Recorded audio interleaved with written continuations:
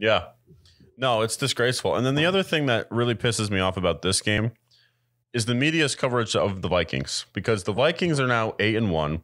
The only team they've lost to was the formerly undefeated Eagles. We'll get to later. Early in the year, too.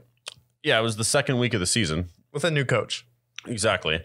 And the Vikings have continuously beaten good teams. Mm-hmm. They have another test against the Cowboys next week. But overall, their offense has been playing great. Justin Jefferson, if Tyreek Hill didn't exist, would be going on pace for having one of the best seasons in the NFL. And their run game, Dalvin Cook, Kirk Cousins has played great. Their defense has played great. Overall, the team as a whole has been playing fantastic, and nobody's giving them credit. A lot of the times, they're not even in the top 5 for most people. And I'm one of those people. I'll be honest. I've been one of those people. I've been hesitant to go around the Vikings. But now, after this game, coming back from a 14-point deficit, being 8-1, being right there with the Eagles for the number 1 seed, the Vikings deserve their flowers.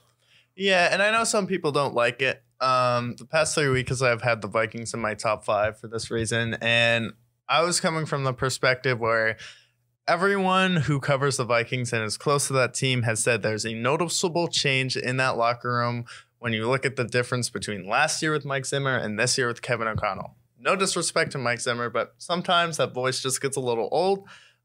You had some success with the Vikings. He had playoff success with the Vikings. Good for him. But need a new change, need a new voice, need an offensive guy, need a guy that didn't hate the quarterback on the team. And then the vibe has changed, and now that's led to them winning these close games. And now they expect to win. They expect to make the play, and there's a winning culture on that team where Justin Jefferson's like, no, I expect me, Dalvin, or Adam, one of us is going to make a play. And Kirk has given us the ability to make that play. Kirk Cousins is someone who, love him or hate him, he'll throw it to his guy.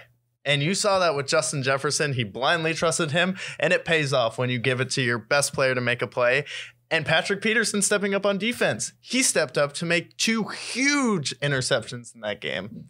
So it's like, now when this team expects to win, that's dangerous because their confidence is up from last year.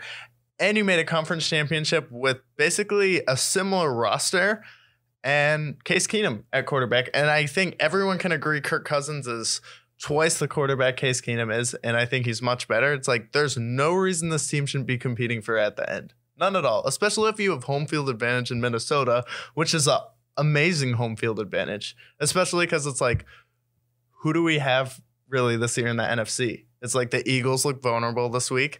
The Cowboys and the Niners both look vulnerable. It's like it's anyone's game.